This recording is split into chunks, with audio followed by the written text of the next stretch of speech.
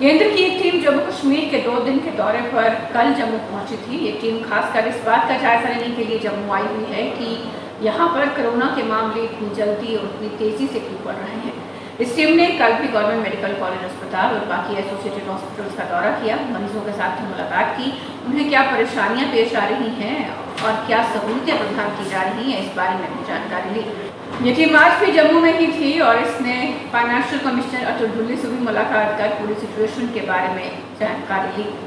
वहीं सेटेंट्स के साथ बातचीत करते हुए उपराज्यपाल के सलाहकार राजीव राय भटनागर ने कहा कि जो शिकायतें मिल रही थी कि डॉक्टर्स मरीजों को देखने नहीं जाते हैं, इस बात का संज्ञान लेते हुए अब रोस्टर तैयार किए गए हैं और सीनियर डॉक्टर्स को कहा गया है कि वो प्रॉपरली मरीजों के पास जाएं और उनका चेकअप करें। वहीं एक फीडबैक सिस्टम की भी उन्होंने बात की कि फीडबैक सिस्टम बहुत जल्द लागू किया जाएगा ताकि जो लोगों की ग्रीवेंसेस हैं उन्हें सुना जा सके। साथ ही साथ उन्होंने ये भी कहा कि हमारे पास सफिशिएंट बेड्स मौजूद हैं और जो लोग होम क्वारंटीन हैं उन्हें भी पूरी सपोर्ट प्रदान की जा रही है। उन्होंने इस मौके पर लोगों से अपील भी की कि वो इस पेंडेमिक के दौरान सभी प्रिकॉशंस का सख्ती के साथ पालन करें, मास्क पहने और सोशल डिस्टेंसिंग को भी सख्ती के साथ पालन करें ताकि हम इस वायरस को फैलने से रोक सकें। वहीं सेटेंट्स के साथ बातचीत करते हुए फाइनेंशियल कमिश्नर अतुल ढुल्ली ने कहा कि सेंटर की 2 दिन की टीम जो जम्मू दौरे पर थी, उन्होंने सभी चीज़ों का संज्ञान लिया है और कुछ ऐसे मेजर्स भी लिए हैं कि दूर दराज के इलाकों में भी सही सहूलतें और अच्छी सहूलतें प्रदान की जाएँ। ऑक्सीजन जनरेशन प्लांट की भी उन्होंने बात की और साथ ही साथ ये जानकारी दी कि कंट्रोल रूम स्थापित किया गया है जहां पर कि ऑक्सीजन की सप्लाई अगर कुछ देर के लिए कम होती है या बंद होती है तो फौरन इस पर कोई एक्शन हो। साथ ही साथ उन्होंने कहा कि ऐसे सभी मेजर्स किए जाएंगे कि मरीजों को किसी भी तरह की परेशानी का सामना ना करना पड़े। और इधर ही जो है वो केसेस ज़्यादा आए, करीब 13,000 केसेस पिछले 20 दिन में आए हैं। तो उसमें जो हॉस्पिटल सिस्टम पे लोड पड़ा है वो हम लोगों ने ये भी व्यवस्था कर दी है कि आप होम आइसोलेशन में रह सकते हैं। वहाँ पर उनको गाइडलाइन दी जाएगी, ऑक्सीमीटर दिया जाएगा, हेल्पलाइन दी जाएगी जिससे वो बात करके जो है अपना इलाज के बारे में पूछ सकते हैं क्या करने पे हो नहीं रहा सर। नहीं, देखिए, let me tell you the arrangements, then we will also tell you what we have done to make sure कि अरेंजमेंट्स वो काम करें, ठीक है ना। इसके अलावा जो ऑक्सीजन, जो हाई फ्लो ऑक्सीजन वाले बेड्स हैं उनको भी बढ़ाया जा रहा था। हम लोग के पास 600 प्लस थे जम्मू में, अभी कल ही बात हुई है, we are going to increase them by almost about 150 in the next couple of days. उसके अलावा जो लोग आईसीयू में हैं उनका भी देखा जा रहा है। ये शिकायत थी कि डॉक्टर्स जो हैं वो स्वयं नहीं जाके देखते हैं, उसके लिए भी रोस्टर्स बना दिए गए हैं। Senior consultants have been asked to go regularly and to report. उसके अलावा जो ऑक्सीजन का इशू था उसके लिए भी हम लोगों ने यहाँ पर we have posted a permanent engineer यहाँ पर जो कि फुल टाइम उस इश्यूज़ को देखता है। जो सिलेंडर्स की शॉर्टेज थी या सिलेंडर्स को रिफ़िल करने की प्रॉब्लम थी या लेबर की प्रॉब्लम थी, जो यहाँ के जम्मू के गैस प्लांट्स को, ऑक्सीजन प्लांट्स को शुरू कराने के लिए we are addressing that also. उसके अतिरिक्त हम लोगों ने एक कंट्रोल रूम बनाया है जो कि उसको जो पेशेंट्स हैं उनको भी दिया जा रहा है वो नंबर, और जो भी उसकी कंप्लेंट्स आती हैं उसको तुरंत रेफ़र किया जाता है। उसमें हम लोगों ने देखा कि जो मेन कंप्लेंट्स आ रही हैं वो है ऑक्सीजन की, या ये है कि हमको मेडिकेशन नहीं मिला या टाइम से नहीं मिला, तो उसको जो कंसर्न डॉक्टर है उसको हमेशा भेज दिया जाता है। उसके अलावा ये व्यवस्था की गई है कि अभी हम लोगों ने 2 हॉस्पिटल्स में उसको किया है, सीडी हॉस्पिटल्स में और गांधीनगर के पेशेंट्स के लिए, कि उनके मोबाइल नंबर्स पे जो हमारी टीम है यहाँ पर वो एक रैंडम कॉल करती है। हमने भी अभी हम लोग बैठे थे तो हम लोगों ने भी बहुत से पेशेंट से अभी बात किया, जो बहुत से पेशेंट्स आए थे जिनकी कंप्लेंट्स आई थी, उनसे भी हमने बात किया कि आपने कल रात में कंप्लेंट करी थी 9 बजे, क्या हुआ। तो we found that 90% of them were resolve. जो भी उनकी प्रॉब्लम थी कि डॉक्टर नहीं आया था या दवा नहीं मिली थी या ऑक्सीजन में प्रॉब्लम आ रही थी, वो करीब 90% तक रिजॉल्व हैं। बाकी we are trying to see that they get resolve. तो हम लोग एक ये फीडबैक का सिस्टम भी बना रहे हैं, और because the number of cases are high so the pressure is high. Testing के आप जानते हैं कि बहुत सारी मेथडोलॉजीज़ हैं, बहुत सारी मेथडोलॉजीज़ की अपनी एक सेंसिटिविटी परसेंटेज है, और उस परसेंटेज के हिसाब से it is able to pick up the whether you are positive और वेदर यू आर नेगेटिव। तो वो डिफरेंट सिस्टम्स की डिफरेंट परसेंटेजेस हैं। तो मेरे ख्याल से हम लोगों को इस मुद्दे पे कोई बहुत चिंता नहीं करनी चाहिए कि एक सिस्टम से हमारा पॉजिटिव आया, दूसरे सिस्टम से नेगेटिव आया। दूसरा आपको ये भी समझना है कि जो इन्फेस्टेशन है वो एक डायनेमिक प्रोसेस है। आज आपको इन्फेक्शन हो सकता है ना हो, आपने कल टेस्ट कराया, हो सकता है आप पॉजिटिव हो जाए। तो उस बात पे एक व्यवस्था वो है। मेरा पब्लिक से अनुरोध ये है कि एक चीज़ तो अगर आप बेड्स की देखते हैं availability, sufficient number of beds are available even here we are at about 50% के करीब अभी हमारी समझ लीजिए कि है, और बाकी भी हॉस्पिटल्स में we have got sufficient beds which are available. Oxygen के कोई इश्यूज़ नहीं हैं, वी हैव सॉर्टेड देम आउट। मेडिकेशन का कोई इशू नहीं है, doctors will certainly come if there is any laxity, very firm action would be taken. और इसके अलावा जो होम क्वारंटाइन का मेजर किया गया है उसके लिए भी पूरा सपोर्ट दिया जाएगा। उनको भी कोई भी क्वेरी हो, उनका फॉलोअप, उनको यहाँ से फ़ोन करके उसके लिए अलग से व्यवस्था की गई है कि हमें कॉल तक नहीं किया जाता। वो देखिए कुछ कमियां हैं, वो मैंने आपको बताया ना, बट वो सब टाइटन अप किया जा रहा है और आप देखेंगे कि उसमें काफ़ी जो है वो you will find a qualitative improvement. पिछले 5-7 दिन से इस पे काम हम लोग कर रहे हैं, पहले भी कर रहे थे in expanding the capacities. Health secretary, financial commissioner पहले भी आए थे, they had also done it, but we are working on all it. देखिए मेरी सबसे अपील ये है कि ये एक पैंडेमिक है, हम लोग सब इसको जानते हैं। हम लोगों को सबको इन्फेक्शन कंट्रोल के अगेंस्ट प्रिकॉशंस लेनी है। हम लोगों को मास्क पहनना है ठीक से, हम लोगों को सोशल डिस्टेंसिंग करनी है। हम लोगों को ये भी अपने आप इस बात का ध्यान रखना है कि अगर हम एट रिस्क हैं तो हमारे यहाँ जो बुज़ुर्ग लोग एट रिस्क हो सकते हैं या जिनका पब्लिक डीलिंग ज़्यादा हो सकता है, वो उनको भी हम लोगों को बचाना है, बच्चों को भी हम लोगों को बचाना है। तो ये एक जॉइंट रिस्पॉन्सिबिलिटी है। जैसा कि आप जानते हैं, कोई भी जब आदमी एडमिट होता है तो सीनियर डॉक्टर जो कंसल्टेंट होता है वो एक राउंड करता है, वो उसको वहाँ आके बैठे रहने की आवश्यकता नहीं होती है। उसके लिए रेजिडेंट्स हैं, सीनियर रेजिडेंट्स हैं, वो अवेलेबल रहता है टेलीफोन पे। अगर कोई प्रॉब्लम आती है तो उसको वो कंसल्ट करते हैं। जो शिकायत ये आ रही थी कि सीनियर डॉक्टर देख नहीं रहा है, उसको हम लोगों ने रेक्टिफाई किया है। सीनियर डॉक्टर आके उसको देख रहा है और जो ट्रीटमेंट के प्रोटोकॉल्स हैं we are going to follow up कि वो ठीक से हों।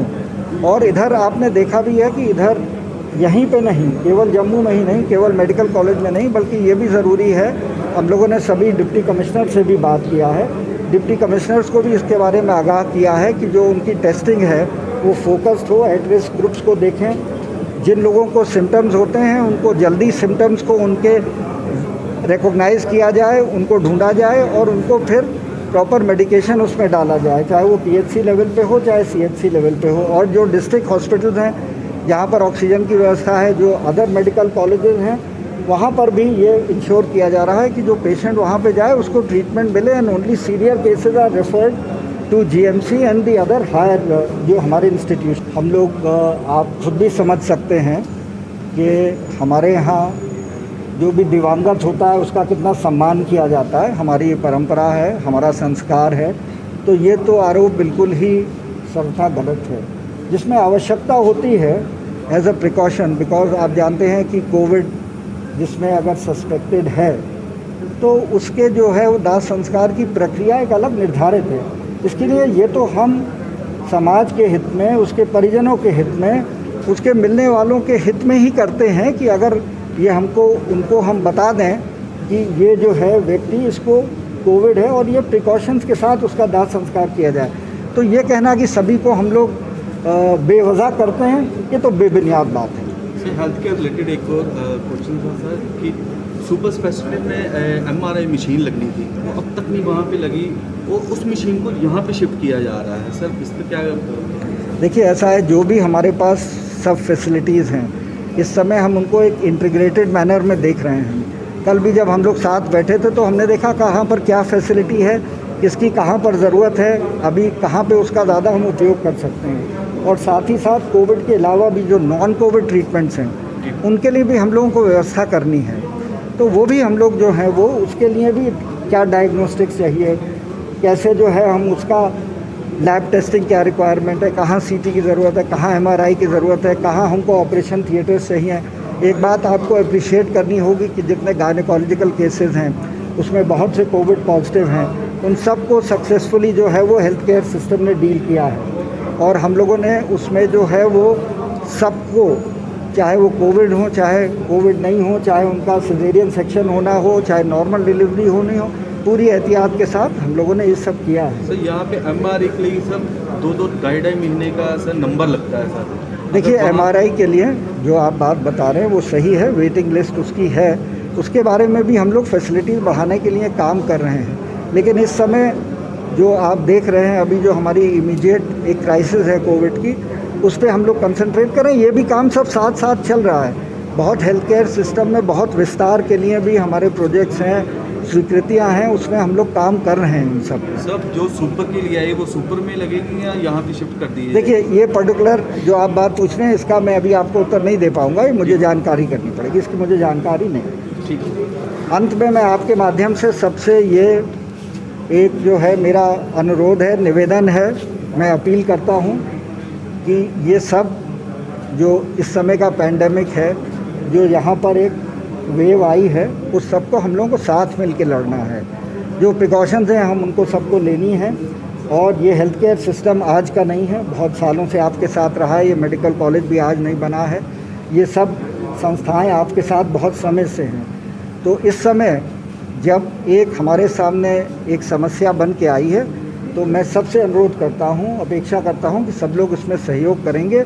और उनको आश्वस्त भी करता हूँ कि ऐसा नहीं है कि हमारा जो हेल्थ केयर सिस्टम है उस समय वो इस समय की समस्या को निपटने के लिए सक्षम नहीं है, निश्चित रूप से सक्षम है। और जो कमियां हैं हमने कहा कि उसको हाईएस्ट स्तर से इवन माननीय उपराज्यपाल महोदय द्वारा भी इसके बारे में स्वयं देखा जा रहा है। और मैं आपको आश्वस्त करता हूं और पब्लिक को इसीलिए आपके माध्यम से बताना चाहता हूं कि निश्चित रूप से इस पैंडेमिक के इस क्राइसिस में भी हम लोगों के पास समस्त व्यवस्थाएं हैं और जो कमियां हैं वो ओपनली हम लोगों ने सिस्टम्स बना रखे हैं, हम लोग भी उपलब्ध हैं, वो बताएं और हम लोग उनको देखेंगे। तो मैं सबसे पहले जो मीटिंग की बात आपने की, सेंट्रल टीम यहाँ आई थी, 2 दिन से यहाँ थी, तो उनके साथ डिटेल्ड मीटिंग्स हुई हैं। पूरे जम्मू सूबे में जिस तरीके से केसेस बढ़ रहे हैं और इन्फेक्शन जो फैल रहा है, इसके क्या क्या वजूहात हैं उसको जानने के लिए। तो उसका एक वजह जो सामने सबके सामने आ गया, वो आ गया जो रैपिड एंटीजन टेस्ट हमने बढ़ाए हैं, तो उसकी वजह से हम इन्फेक्शन को जल्दी कैच कर पा रहे हैं। तो जो इन्फेक्शन बाद में पता चल जाता है वो पहले पता चल रहा है, तो वो एक अच्छी ट्रेंड है। लेकिन उसके लिए अब क्या क्या कंटेनमेंट मेजर्स लेने की ज़रूरत है, किस तरीके से हमको कंटेन करना है इस इन्फेक्शन को, ख़ास तौर से हमारे पहाड़ी इलाकों में, किश्तवाड़, डोडा, रामबन, इनमें कैसे करना है, क्या जम्मू सिटी में कैसे कंटेनमेंट करना है, इस पर फोकस दिया गया। टेस्ट है तो टेस्ट जो किट बताएगा वही निकलेगा रिज़ल्ट, उसमें हमारा ह्यूमन इंटरफेस नहीं होता है इसमें कि किसी को पॉजिटिव रिपोर्ट को नेगेटिव करें या नेगेटिव रिपोर्ट को पॉजिटिव करें, ऐसा ऐसा पॉसिबल नहीं होता है। 2-3 दिन तक जो ऑक्सीजन जनरेशन प्लांट है उसमें कुछ टेक्निकल स्नैग आने की वजह से उसमें ऑक्सीजन की सप्लाई डिप हो गई थी। फिर एक ऑर्डर निकाला गया कि एक एग्जीक्यूटिव इंजीनियर यहाँ राउंड द क्लॉक रहेगा जो ये इंश्योर करेगा कि किसी भी तरह से ऑक्सीजन की सप्लाई डिप ना हो। एक कंट्रोल रूम यहाँ बनाया गया है, क्योंकि जब एक ऑक्सीजन की सप्लाई डिप हो जाती है तो उस टाइम पेशेंट मरीज़ जो हैं वो बड़े परेशान हो जाते हैं और उनसे ज़्यादा उनके अटेंडेंट्स परेशान हो जाते हैं कि हमारे मरीज़ों का क्या होगा, और ये जेन्युइन कंसर्न है। तो उन कंसर्न्स को दूर करने के लिए एक कंट्रोल रूम बनाया गया। उस कंट्रोल रूम को ऑपरेशनलाइज किए हुए अभी 1 हफ़्ता हो गया है।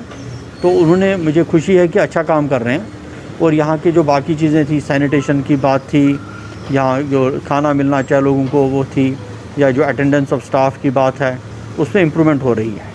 और जो यहाँ स्टाफ की कोई शॉर्टेज थी उसमें प्रिंसिपल साहब ने यहाँ पर रजिस्ट्रार्स के इंटरव्यूज़ किए हैं, फैकल्टी के इंटरव्यूज़ के एप्लीकेशन एडवर्टाइजमेंट इशू की है उसके भी आ रहे हैं, तो वो आ रहे हैं। और पैरामेडिकल स्टाफ के भी ये एडवर्टाइजमेंट निकाली है, तो उसका भी हम रिक्रूटमेंट करेंगे जल्दी से जल्दी। सर जो होम आइसोलेट लोग हुए हैं वो कह रहे हैं कि हमें हेल्थ डिपार्टमेंट से कोई भी फ़ोन या कॉल नहीं आती, इसमें क्या कहेंगे? ऑक्सीमीटर अब वो डिटेल्स दे सकते हैं किस किस को दिया गया है, किस किस को नहीं दिया गया है। तकरीबन जितने भी लोग होम आइसोलेशन में हैं उनको पल्स ऑक्सीमीटर दिया गया है। लेकिन और हमारी जो टीम्स हैं ये उनको कॉल भी करती हैं। ये रिव्यू में बार बार हमारे सामने आई है बात डायरेक्टरेट ऑफ हेल्थ सर्विसेज से की तरफ से कि उनको कॉल किया जाता है जो होम आइसोलेशन में हैं, उनको पल्स ऑक्सीमीटर भी दिए जा रहे हैं और उनको ये पोस्टर लगाया जाता है उनके घर के बाहर और उनको देखने के लिए लोग भी जाते हैं कंटेनमेंट जोन में। देखेंगे अगर आप सही मायने में रिकॉर्ड को देखेंगे तो आप देखेंगे कई सारे ऑफिशल्स जीएमसी में, सीडी हॉस्पिटल में, गांधीनगर हॉस्पिटल में, मैं एक आपके सामने वो शायद आप तक प्रोजेक्ट नहीं होते हैं वो केसेस। कई सारे लोग हमारा गांधीनगर हॉस्पिटल जो है MCH हॉस्पिटल, वहाँ पर लोग रह कर गए हैं 10-10 दिन 15-15 दिन रह कर गए हैं और बड़े सेटिस्फाइड तरीके से रह के गए हैं। यहाँ पर हमारे डॉक्टर्स जो हैं आइसोलेशन में हैं, डॉक्टर्स हैं हमारे आइसोलेशन में हैं।